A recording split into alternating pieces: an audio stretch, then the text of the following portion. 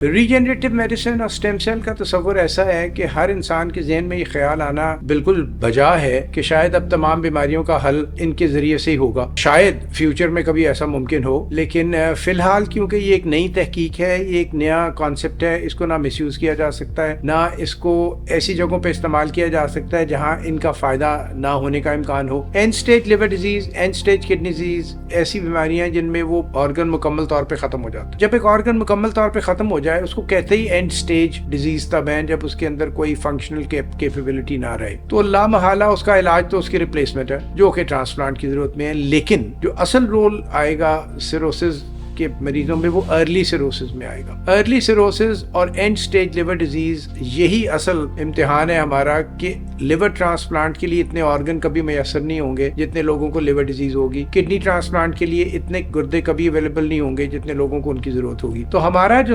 Regenerative medicine کا concept ہے وہ یہ ہے کہ ارلی کیسز میں بجائے اس کے کہ ان کیسز کو مینیج کیا جائے، جو کہ اس وقت طریقہ ہے، وہ یہ ہے کہ ان کی ضروریات کے مطابق ان کو دوا دی جائے. اگر بلڈ پریشر ہے تو بلڈ پریشر کیا جائے، اگر وہ بلیڈ کرتے ہیں تو بلیڈنگ کا انتظام کیا جائے. اگر ان کو اسٹیم سیل سے، اس کو کہتے ہیں گیپ پیریڈ مینجمنٹ، اگر ان کا وہ پیریڈ جس میں ان کی end stage renal disease, end stage cirrhosis develop ہونا ہے، اس کو اگر ہم بڑھا دیں، اور اس کو اگر ہم اتنا بڑھا دیں کہ بہت سے لوگوں کو جن کو ارلی سیروسس ہو ان کو ریپلیسمنٹ کی ضرورت ہی نہ آئے. تو ارلی سیروسس کے مریضوں میں جن کی ہیپیٹائٹس بی اور ہیپیٹائٹس سی ہم نے کنٹرول کر لی ہو، اور وہ ہیپیٹائٹس بی اور سی نیگیٹو ہو جائیں اور ان کی ڈیزیز ارلی ہو، ان کا لیور مکمل طور پہ تباہ نہ ہوا ہو، ان میں سیروسس آف دا لیور کو ریورس تو نہیں کر سکتے اسٹیم سیل، لیکن ان کے فنکشن کو پرزرو کرتے ہوئے ان کی زندگی کی مدت کو بڑھا سکتے ہیں، ان کی ریکوائرمنٹ کو لیور ٹرانسپلانٹ کی کم کر سکتے ہیں. تو یہ ہے اس وقت رول سیروسس آف دا لیور میں ریجنریٹو میڈیسن کا کہ اس کی انڈیکیشن بڑی انٹیلیجنٹلی استعمال کرنی پڑتی ہے. ایسے لوگوں کو نہیں استعمال کرنا چاہیے جن کو اینڈ سٹیج لیور ڈیزیز ہو اور